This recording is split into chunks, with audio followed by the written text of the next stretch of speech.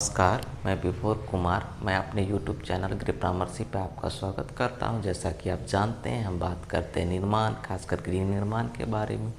इसी कड़ी में हम एक टॉपिक लेके आ रहे हैं कि सही ज़मीन का चुनाव कैसे करें या लिटिगेशन फ्री ज़मीन का चुनाव कैसे करें।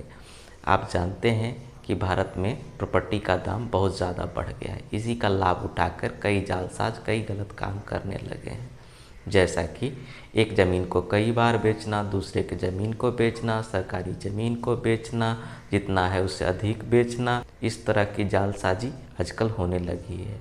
इस कंडीशन में आप अगर कोई प्लॉट खरीदते हैं तो आप जालसाजी का शिकार हो सकते हैं।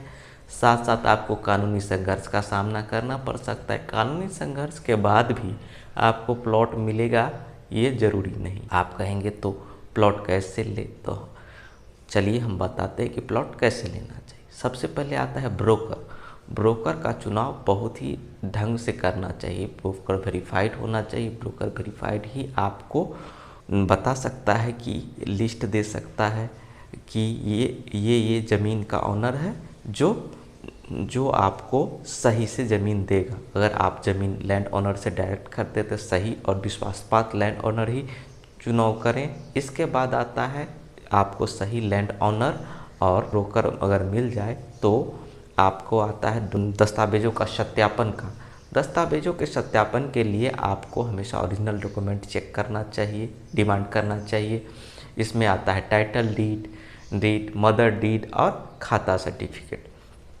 टाइटल डीड, मदर डीड और खाता सर्टिफिकेट जो है, इसके लिए मैं स्क्रीन पे डाल दूंगा क्या होता है, और मैं आई बटन में भी इसका वीडियो बना के डाल दूंगा कि ये क्या होता है। आप वहाँ से देख सकते हैं। इन चीज़ों को आपको चेक करना है और इसको ऑनलाइन जाके चेक करना है। हर राज्य का अलग अलग वेबसाइट बना के डाल दिया गया है सरकार के द्वारा। आप वहाँ से ऑनलाइन सारी चीज़ों को चेक कर सकते हैं। अब आता है कि अगर ओरिजिनल सर्टिफिकेट नहीं दिखाया गया, अगर ओरिजिनल सर्टिफिकेट आपको दिखाने से मना किया जा सकता है। प्रॉपर्टी मॉर्गेज हो सकता है बैंक के हैंड में। अगर बैंक के हाथ में प्रॉपर्टी है तो डिस्चार्ज लेटर जरूर लें। इसके बाद आता है कि ज़मीन का ऑनर अगर एक से अधिक है तो हर एक ऑनर से आप रिलीज लेटर ले इंडिविजुअली। सबसे ज़मीन दिखाया जा रहा है, उससे ज़मीन कम है तो आप सर्वे डिपार्टमेंट से स्केच सर्टिफिकेट ले सकते हैं, या जिसको नक्शा कहते हैं उससे ज़मीन को वेरीफाई कर सकते हैं। इसके बाद आता है अगर फर्दर कोई प्रॉब्लम हो आपको तो आप ROR ले सकते हैं, record of right. Record of right एक सिंगल डॉक्यूमेंट है जिससे आप सारे चीज़ों को वेरीफाई कर सकते हैं।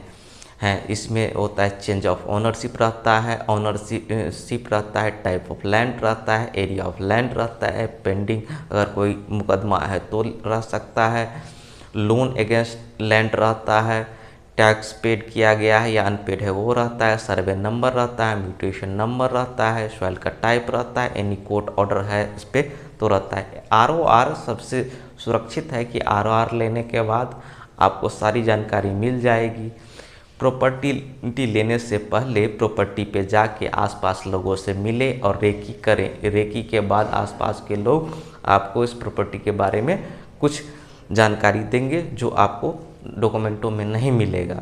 साथ साथ आप ज़मीन खरीदने के बाद म्यूटेशन ज़रूर करवाएं। म्यूटेशन के बाद ही आपका ज़मीन खरीदा हुआ आपका सही में हो पाएगा, नहीं तो आपको ज़मीन खरीदने के बाद भी आपके साथ जालसाजी हो सकता है। म्यूटेशन बहुत ज़रूरी है, इसीलिए आप उसको ज़रूर करवाएं। इन सब चीज़ों को जानने के बाद आप एक सही ज़मीन खरीदेंगे और आप अपने ने गाड़ी कमाई का सही उपयोग कर पाएंगे। धन्यवाद, नमस्कार, जय हिंद।